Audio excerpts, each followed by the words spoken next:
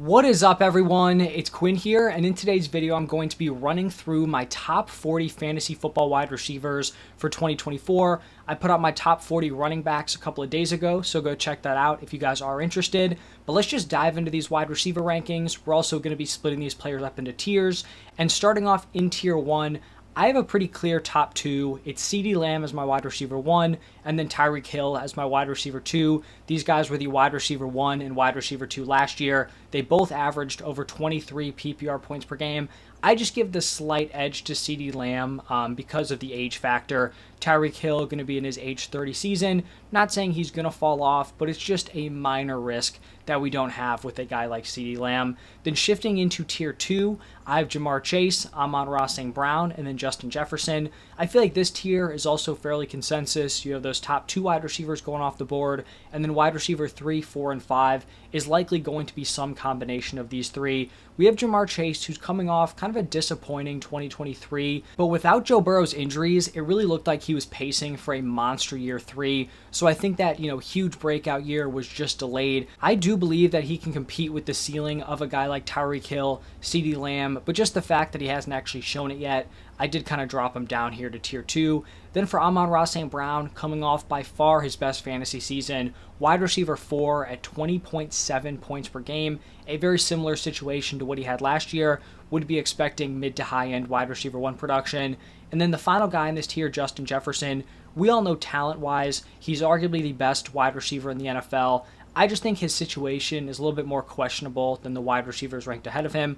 All the dudes above him have very established quarterback situations. He's going from Kirk Cousins to now either Sam Darnold or J.J. McCarthy. And even though J.J. McCarthy looked good in his first preseason appearance, I still don't think we can then just say, all right, he's going to be an amazing option for fantasy to kind of feed Justin Jefferson. So I do think his ceiling is a little bit lower than what we've seen in previous years, but obviously still a very, very talented wide receiver.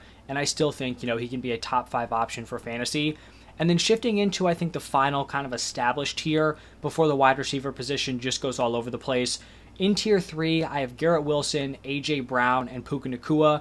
And I think prior to the Puka Nacua knee injury, these 3 were very close together. For me especially, I think for other people, they were also very tight. I felt like you could have arranged these 3 in pretty much any order. After the Puka injury, I do kind of have him here as my clear number 8. I'm not like fading him, or I'm not, tanking him a ton. I just think these other 2 aren't heading into the season with some sort of ailment, so I think they get the slight edge there. But I do have Garrett Wilson as my wide receiver 6. A.J. Brown has kind of had the opportunity on a top offense with top quarterback play to hit a monster season, and he's been in like that 17 point per game area, which is totally fine. Like if you draft him and he gives you 17.5 points per game, I feel like you're fine with that. But Garrett Wilson, I guess, has more of like that unknown ceiling where maybe he finally gets that elite quarterback play with Aaron Rodgers and he turns into 18, 19, 20 plus PPR points per game. So I'll take a swing on that unknown, but him and A.J. Brown are very close together. And I think these guys are a pretty established tier here for tier 3. Now this is where we get a pretty significant wide receiver fall off. And this is also where consensus just completely, flies out the window. Everyone is going to have these wide receivers ranked very differently. So starting off with my tier 4, I have Marvin Harrison Jr. as my wide receiver 9. And I get like that this may feel kind of gross. It does kind of seem like he's being ranked very close to his ceiling. And I don't necessarily disagree, but I just think there's not a great top option outside of those top 8 where you feel, super ecstatic that they're going to finish as a top 12 wide receiver. But I just don't really think there are any options outside those top 8 where you're drafting them and feel super confident that they can like live up to ADP or have extra upside. Like ideally, if you're drafting someone as a back-end wide receiver 1, their ceiling is not a back-end wide receiver 1. You want them to be able to have mid to high-end wide receiver 1 upside. I just don't know if any of these guys going after that top 8 really do have that high-end wide receiver 1 upside. So I'm fine going with Marvin Harrison Jr. here. He's obviously an elite prospect with a great landing spot. And we've seen, the past few years, 3-4 years, rookie wide receivers in good situations have been able to come in and produce right away. Last year, we saw Puka Nacua, Tank Dell, obviously Puka landing with Matthew Stafford, Tank Dell landing with C.J. Stroud. They were coming in together. We've seen Jamar Chase have a big rookie year. Same thing with Justin Jefferson, paired with Joe Burrow. Kirk Cousins, all those dudes were able to deliver 17 plus point per game seasons. So I think that's definitely in the cards here for Marvin Harrison Jr. Then after him, I have Drake London, and I feel like he's kind of in a similar spot to Garrett Wilson. They were in the same draft class, both, very talented wide receiver prospects, and they both kind of flashed talent in not great situations in their first 2 years. Neither dude was really killing it for fantasy, but now they both have monster quarterback upgrades. Garrett Wilson with Aaron Rodgers, Drake London with a pretty huge quarterback upgrade with Kirk Cousins. So I think just like Garrett Wilson, I think we're going to see a huge year 3 breakout for Drake London. And then another dude from that same draft class, we have Chris Olave as my wide receiver 11. And I think the question mark I have here with Chris Olave is just his ceiling. He's been solid through 2 seasons. He was the wide receiver 25 as a rookie, then the wide receiver 19 last year. So like mid-tier wide receiver 2 production. Heading into year 3, there's reason to believe he's going to continue to evolve as a player, take a big leap in year 3, or at least, somewhat of a step forward here heading into his 3rd season. So I don't know what the ultimate peak is for a guy like Chris Olave, but he's proven he's talented. Maybe the Saints offense, kind of overachieves. I'm not super optimistic with this offense, but clearly talented young player, will be the clear top target. I think he's fine as like a back-end wide receiver 1. Then we have a couple more tier 4 wide receivers. The first one of those guys is going to be Davante Adams, my wide receiver 12. And he's someone where I've kind of fluctuated him up and down my rankings. He's in an interesting spot heading into 2024 because in 2023, he commanded volume at a very high level. He was second in targets, target share, target rate, red zone targets, and pretty much in any previous season since he started to kind of break out. If you told me Davante Adams had that type of volume, you would have just automatically locked in that he was going to be probably a top 3 fantasy wide receiver. He only ended up finishing as the wide receiver 15 in points per game. So a potential concern is that he's 31 years old. The Raiders added some target competition in Brock Bowers, who's obviously a very, very talented player. So the concern is like maybe Davante Adams is starting to fall off. And if he's starting to slip, maybe the volume also goes down with them adding another top weapon. But I also just think that if he's like anything close to his 2023 volume, and maybe last year was just unlucky, obviously the quarterback play wasn't great, not sure it's going to be much better this year, but it also can't be much worse. If he can like come close to his volume last year, it's tough to not see him improving on his wide receiver 15 season. So I think he's fine being drafted as like a fringe wide receiver 1. And then my final tier 4 wide receiver is going to be Nico Collins. He was the wide receiver 7 in points per game last year. He should be lined up as the Texans wide receiver 1 in this offense. In the first preseason game, we saw Nico Collins and Stephon Diggs were the dudes out there on 2 wide receiver sets. Over the course of the season, I think Stephon Diggs is way more at risk of losing his routes to Tank Dell than Nico Collins would be to like falling out of those 2 wide receiver sets.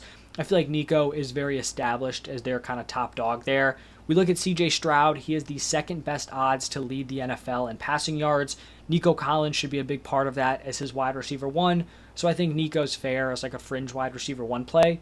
Now pivoting into tier 5, we're going to start off here with Cooper Kupp. And I've kind of steadily moved Kupp farther and farther up my rankings. My general idea after last season was like, all right, he'll be a fine wide receiver 2. Puka's kind of taken over, but it seems like, Cooper Kupp's kind of handed the reins over to Puka. And I think this offseason, I've come around more on the fact that injuries definitely contributed to his underwhelming 2023. He had the hamstring injury coming into the season, but I think he banged up his ankle, sometime during the year. So it definitely seems like he was hobbled by those 2 things. That really allowed Puka to just, be sprinting out of the gates.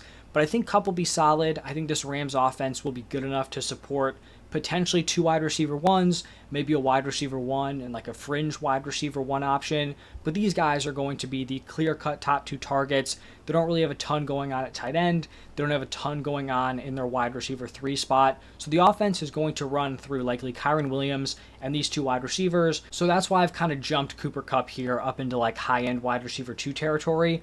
Right behind him, we have another very valuable wide receiver 2 on their offense, Jalen Waddle. In his 3 seasons, he has been the wide receiver 15, wide receiver 12, and wide receiver 21 in PPR points per game. The only year that he was not, top 15 or better was last year, where he just dealt with a variety of different injuries. So Waddle has the ability to pay off as the wide receiver 15 with Tyreek Hill healthy, but I think he also has some pretty insane upside if Tyreek Hill were to go down with injury. Typically, handcuff wide receivers don't exist, but Jalen Waddle is in a very unique situation where Tyreek Hill gets peppered with targets. He gets a lot of like the manufactured plays, the things that just kind of set him up to have monster fantasy seasons. If Tyreek Hill were to go down and Jalen Waddle stepped into that wide receiver 1 role, I truly do believe he would become a weekly top 5 wide receiver, so he can pay off, assuming everyone stays healthy, but he also has that nuclear upside if Tyreek Hill were to go down. Then my wide receiver 16 is going to be Deebo Samuel, and it is very tough to rank these 49ers wide receivers right now, honestly, just all their weapons in general, because we don't really know about the Brandon Ayuk situation. If Brandon Ayuk ends up getting traded, I think Deebo would probably skyrocket up these rankings. I'd probably move him into the top 12, somewhere in that area. But as of right now, it seems like those trade rumors have cooled off. Seems like they want Brandon Ayuk to be their long term, but we still don't have a deal in place at the time that I'm posting this video. So it's just tough for Deebo here, because when you have CMC, Ayuk, Kittle, and then Deebo all healthy at the same time, it's really tough for those pass catchers to have much of a ceiling. Like, it's tough for him to give you better than like fringe wide receiver 1 production. But if one of those dudes were to get injured, if CMC misses time, Deebo gets some work as a running back. If Kittle, Ayuk miss time, there's more volume to go around for a guy like Deebo. So that's kind of like the, thing I'm battling with here, trying to kind of balance this ranking on where I'd have him if Ayuk was playing versus where if Ayuk were potentially traded. The next wide receiver is going to be Malik Neighbors, my wide receiver 17, and I do understand that a lot of people are going to think this is too high just based on a situation, the fact that he got drafted to the Giants with Daniel Jones, but Malik Neighbors is a true top-tier wide receiver prospect. I really think him and Marvin Harrison Jr. were pretty much interchangeable as prospects. Obviously, Marvin Harrison Jr. gets the better ranking because he goes to the Cardinals. Malik Neighbors goes to the Giants. But I do think the narrative of like the Giants just being a complete dumpster fire, them just being completely hopeless on offense, I do think that narrative is a little bit overblown. I'm not saying they're going to be some top unit. I'm not even saying they're going to be above league average, but I do think they're going to be able to support a guy like Malik Neighbors. They at least attempted to upgrade their offensive line from last year. They had some additions in free agency. We also can't forget that in 2022, this was a team that made the playoffs. They were a playoff team.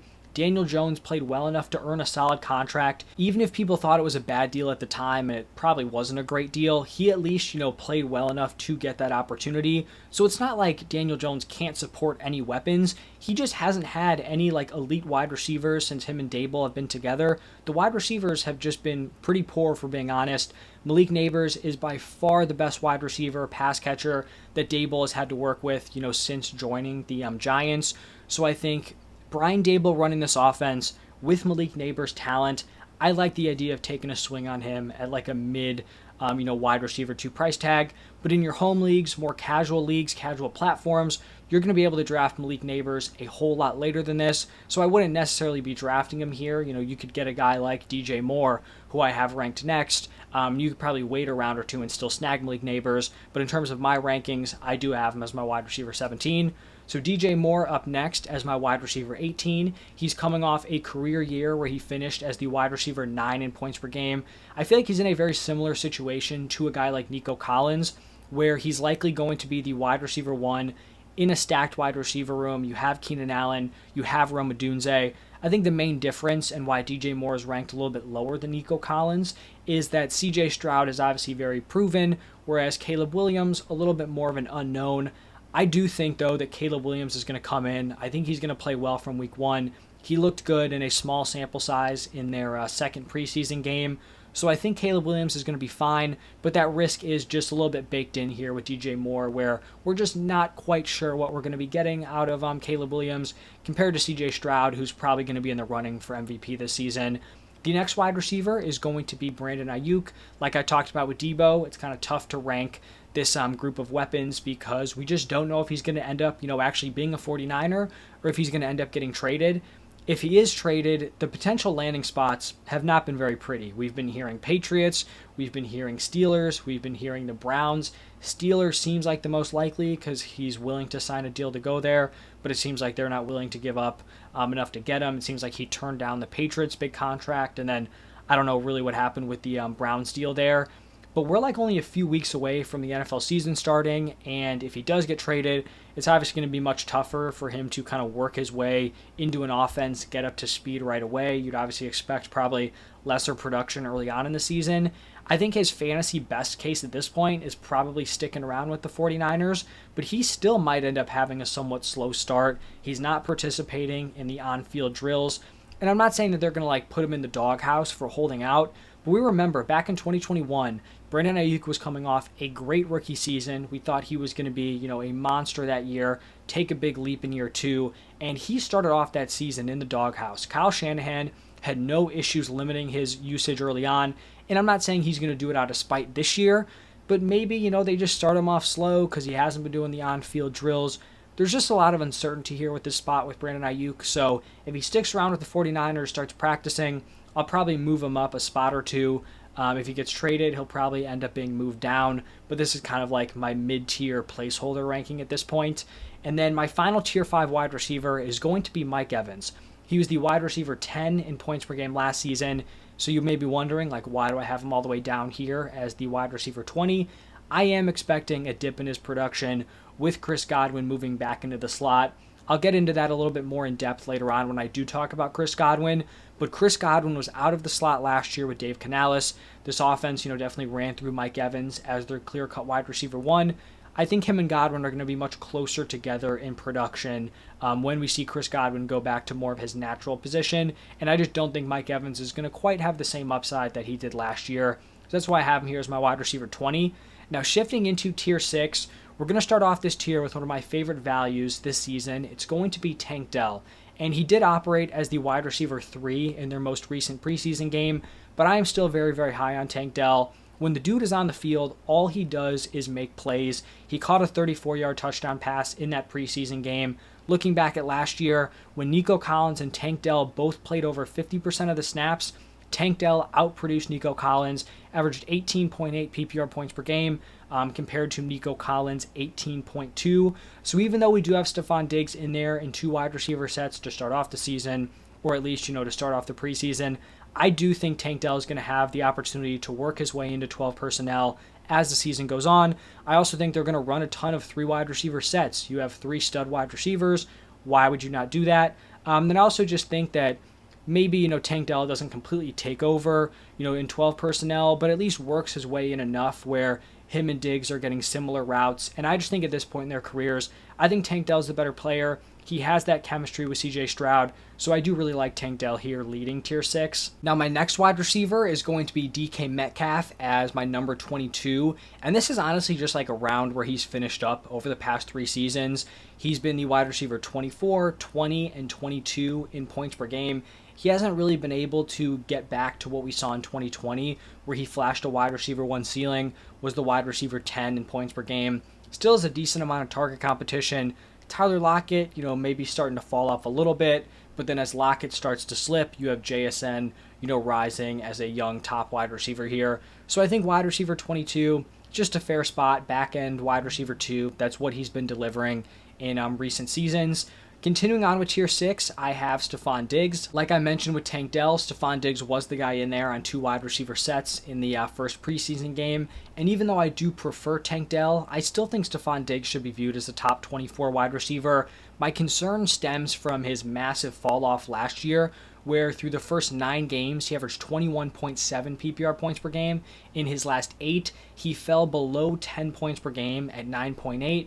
But I guess the upside here is if Stephon Diggs isn't cooked and he's still close to the same guy we've seen in previous years, then he should definitely be a massive piece of what's likely going to be a great Texans passing attack. My wide receiver 24 is going to be Devonta Smith. He was the wide receiver 14 in points per game in 2022, then the wide receiver 20 in points per game last year. And more likely than not, he is going to outperform wide receiver 24. He's just a very safe option, but he's also a pretty low ceiling guy unless we get an injury to A.J. Brown. But I do think this offense is going to be a little bit better with Kellen Moore as the offensive coordinator. So I do think he's a safe option. He's a nice wide receiver 2 on your team. But if you're looking for someone in this range who can end up being like a mid-tier wide receiver 1 or better, I just don't think Devonta Smith's going to be that guy without a potential injury. Moving over to Michael Pittman as my wide receiver 25. He's someone who I've just kind of steadily slipped farther and farther down my rankings, and it's not an indictment of him as a player. It's just about his upside in this current Colts offense. He has been a fantasy wide receiver 2 over the past 3 seasons, averaged 15.6 points per game last year. That was his best season. The wide receiver 14. But I just think when you're dealing with Anthony Richardson, who is an elite threat with his legs, I think he's not going to be a quarterback who's peppering Michael Pittman with the same number of targets that we saw from a guy like Gardner Minshew. We also have to consider the fact that Pittman's never been a big touchdown guy in the NFL. Is he all of a sudden going to become one when you have Anthony Richardson and JT who can score near the goal line? We know the Colts like to go more run heavy when they are in the red zone. So I just think there's a lot of things not going in Michael Pittman's favor. And like maybe he, comes in as like a back end wide receiver 2, but I'm just struggling to see the upside of him ending up being a top 12 guy, which is still what we should be aiming for, with the wide receivers in this range. After Michael Pittman, we have T. Higgins.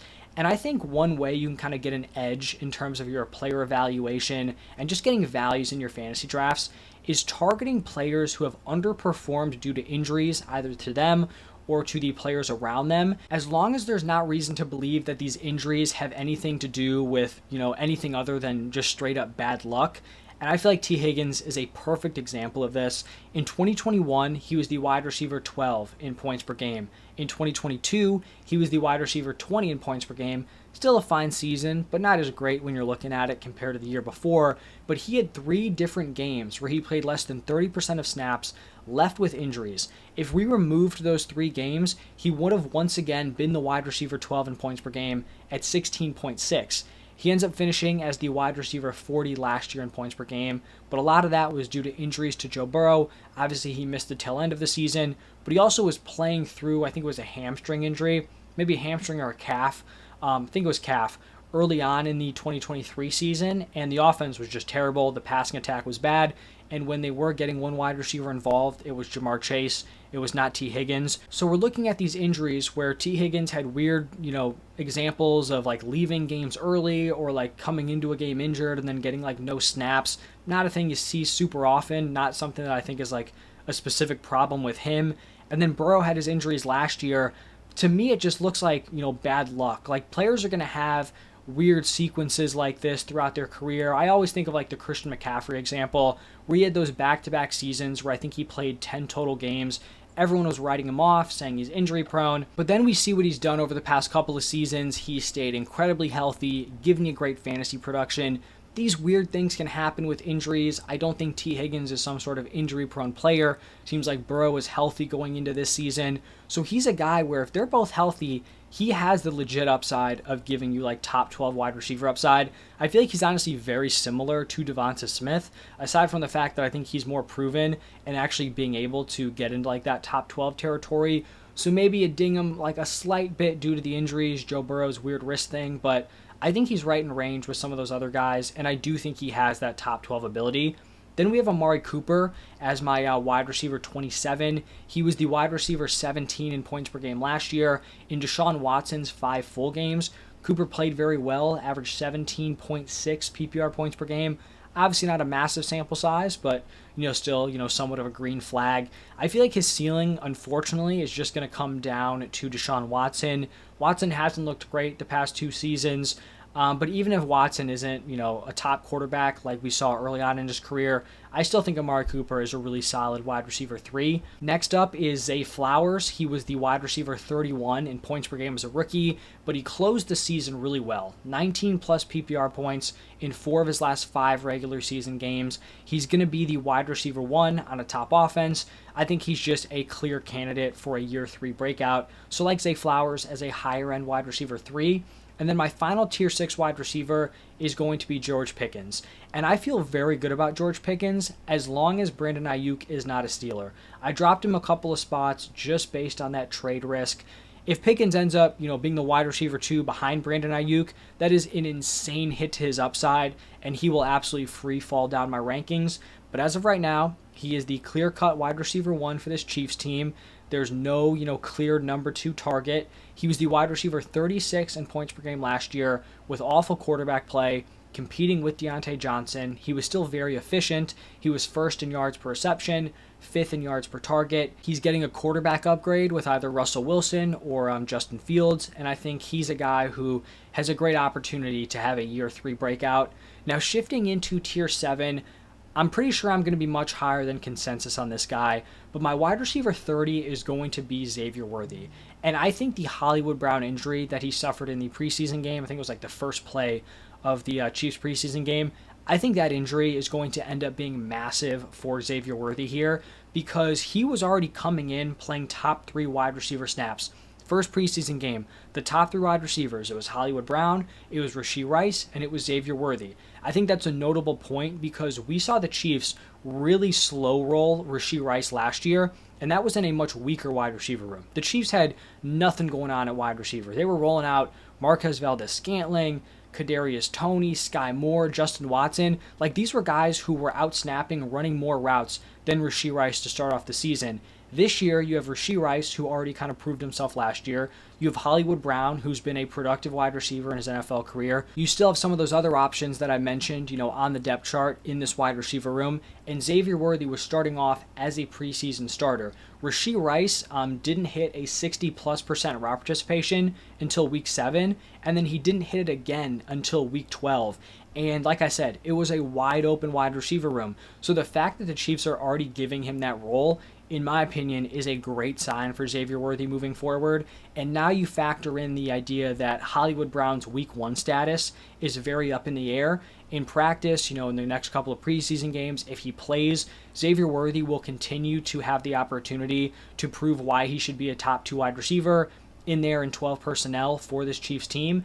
And I also think when you're comparing him to a guy like Rashee Rice, I think he's much more of the Chiefs' ideal wide receiver archetype. He's a guy that is insanely fast. I mean, the fastest 40 we've ever seen at a combine.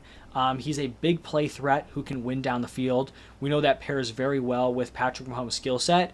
And even though Rashee Rice was great for fantasy last year, he had a very, very low 4.8 yard ADOT. So he was pretty much like a manufactured touch guy. And I'm not saying that's going to completely go away, but I don't think that's the offense the Chiefs want to run. I don't think they would have drafted Xavier Worthy, brought in Hollywood Brown if they wanted to be this dink and dunk offense. I think they want to win down the field.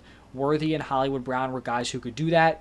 Xavier Worthy was the straight up better prospect compared to Rashee Rice, so I'm going to be very in on Xavier Worthy, but that does not mean that I'm out on Rashee Rice because I have him here right behind Worthy as my wide receiver 31. He averaged 18.5 points per game in the final 5 regular season games.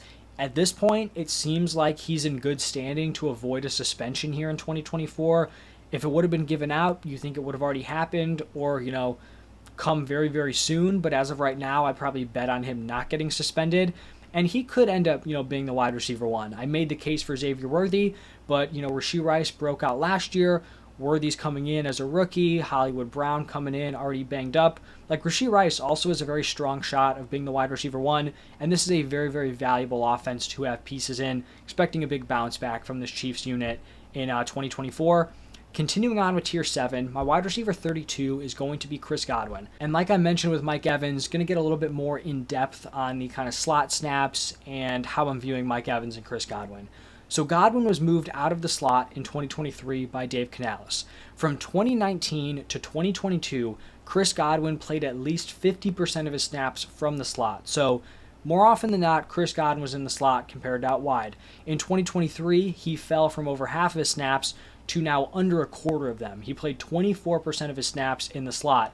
We look at him compared to Mike Evans. In 2019, Evans was the wide receiver 5 in points per game. Godwin was the wide receiver 2. 2020, Evans was wide receiver 16. Godwin was wide receiver 15. 2021, Evans was wide receiver 10. Godwin was wide receiver 7. 2022, Evans wide receiver 13. Godwin wide receiver 15. And then last year, we see the massive separation. Evans, wide receiver 10, Godwin, wide receiver 34. And when you look at that, Chris Godwin actually was the better point per game guy in 3 of those 4 seasons. It makes me think that I may even be low on Chris Godwin, but I think it is tough, just the fact that they were so far apart last year. But I think there's, real reason to believe that he improves on what he did last year, and I think they're going to come, much closer together, similar to what we've seen in previous years, compared to having the massive difference between them like we saw in 2023. And then next up is going to be Deontay Johnson as my wide receiver 33. He is the Panthers' clear-cut wide receiver 1. I know you have Bryce Young coming off a rough rookie season. This Panthers team looked terrible, but the Panthers have pretty much done everything in their power to make this a much better situation for Bryce Young. They hired Dave Canales, who was the Bucs offensive coordinator last year, and even though he moved Chris Godwin out of the slot, which might not have been great for Chris Godwin, he took a Bucs offense that people were very low on. People thought Baker was terrible.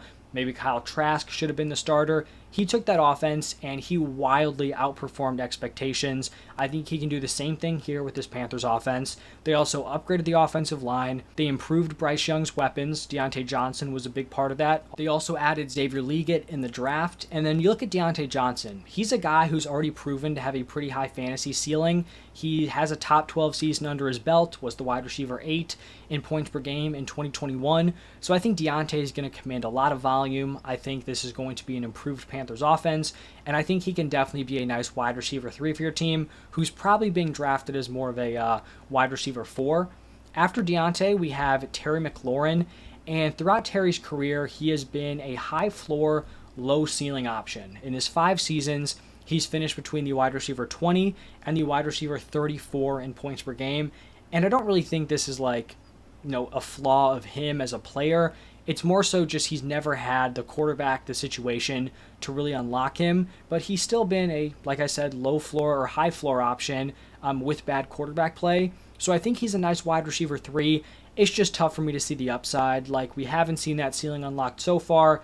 Is Jaden Daniels all of a sudden going to be the guy who unlocks him? Seems unlikely, never say never, but it's not something I'm betting on, which is why I have him here ranked as my wide receiver 34. Continuing on with tier 7, we have Keenan Allen, and I think as most people expected, Keenan Allen operated as a top 2 wide receiver for the Bears in their first preseason game with the starters. I'm not positive that Keenan Allen holds off Rome Odunze the entire season in those 2 wide receiver sets, or also holds him off where maybe they're like splitting. But I think he should be a nice safety valve for Caleb Williams. Coming off a very productive season, I think the Bears are definitely in contention to have 3 top 36 wide receivers in points per game. So Keenan Allen, back-end wide receiver 3, I think it's a fair price tag.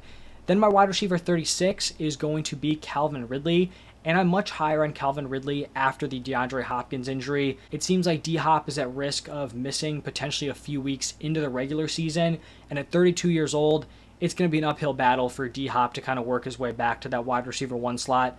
If he was healthy heading into the season, he was the top dog last year, Calvin Ridley new into this offense, you could have made the case for either guy to, be the top fantasy option. At this point, I feel like you have to give the nod to Calvin Ridley, and I was someone who was very high on Ridley last year. It didn't end up working out. He wasn't awful, but he definitely didn't pay off, where I was drafting him. But I think it's reasonable to believe that he was away from football for 2 years. He had some rust he needed to work off. He did that last year. Now he can kind of settle in and be even better, a better player in 2024. Now, I think his situation's probably worse than it was last year. Will Levis is far less proven than a guy like Trevor Lawrence, but I think drafting him as like a fringe wide receiver 3 is a price that makes sense. And then my final tier 7 wide receiver is going to be Rome Odunze. And it's very clear that Rome has already, earned that wide receiver 3 role at minimum. Not that we were expecting someone else to slot in there, but, sometimes teams slow play their rookies. He has, 2 established guys ahead of him. It's good to see he's already locked down that wide receiver 3 role. I think even operating as the wide receiver 3, the Bears should be running a lot of 11 personnel, just given their wide receiver strength. I think he has value, in that role. Could be a flex option for you, a depth wide receiver. But like I mentioned for Keenan Allen, I think Rome Odunze has the ability to eat into Keenan Allen's routes throughout this season. Keenan Allen's 32 years old. He struggled to stay healthy over the past couple of seasons. I also don't think it would be crazy, even if he's not injured, to just try to lessen his usage. think the Bears are a team that could be competing for a playoff spot. You don't want Keenan Allen to be dust by the end of the season, into the playoffs. And then I also just think that Rome Odunze is talented enough to just straight up beat out Keenan Allen. I mean, he's a great wide receiver prospect, a top 10 pick. Keenan Allen, 32 years old, getting up there in age. Rome Odunze could straight up just be the better dude, maybe right now or, throughout the season and just win that wide receiver 2 spot. So I think Rome Odunze definitely has some juice this year. And then my final tier, tier 8, this would be a larger tier if we were going past 40 wide receivers, but these are the 3 right now. So my wide receiver 38 is going to be Ladd McConkey. This is a pretty awesome year 1 situation here for McConkey. Looks like the wide receiver 1 on a Justin Herbert-led offense. It seems like they want to use him out of the slot, which I think sometimes if you're looking for a lead upside, maybe it's not there. But a lot of the most talented wide receivers, the high-scoring fantasy guys, have kind of filtered into the slot. And I think this specific year, with this specific offensive setup, I think it makes a lot of sense. We saw Justin Herbert just completely pepper Keenan Allen with targets last year. This is a team that is not a strong wide receiver room, so I think just getting Ladd that volume that you can get from the slot could definitely be huge for him fantasy-wise. I think this is a situation where he has the opportunity to ball out from day one, and I think if he does that, he could definitely be a wide receiver 3 or better. And then next up is actually going to be another rookie. It is Brian Thomas Jr., and I am very aware that me ranking Brian Thomas Jr. over Christian Kirk is going to be very controversial. But just hear me out here. Let me go through my reasoning, and then I'll take your comments or criticism in the comment section. In the Jaguars' first preseason game, Christian Kirk was playing wide receiver 3 snaps. He was not in there on 12 personnel. It was Brian Thomas Jr. and it was Gabe Davis. I think that's especially concerning considering the fact that Brian Thomas Jr. and Gabe Davis are both new. Brian Thomas Jr. is a rookie. Gabe Davis is coming over from the Bills. These are guys who have already come in and taken those top 2 wide receiver slots. This is the same thing we saw last year with Christian Kirk operating as the wide receiver 3 in snaps and routes behind Calvin Ridley and Zay Jones. The reason why Christian Kirk ended up paying off last year and, was fine, wasn't terrible for fantasy, is that Zay Jones couldn't stay healthy. So he was in and out of the lineup. Christian Kirk was able to step up, get, top 2 wide receiver routes on this offense along with Calvin Ridley. But if Zay Jones never went down, Christian Kirk probably would have been a massive disappointment for fantasy last year. I went back to 2023 and found 3 games where Ridley, Jones, and Kirk were all healthy playing together. In those 3 games, Christian Kirk had 1 reception for 9 yards, 3 receptions for 48 yards, and then 4 receptions for 89 yards. So he did struggle in those games where you had, Calvin Ridley, Zay Jones operating as the wide receiver 1, the wide receiver 2, Brian Thomas Jr. and Gabe Davis.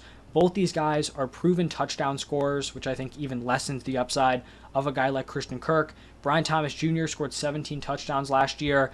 Gabe Davis has scored 6 or more touchdowns in all 4 of his NFL seasons.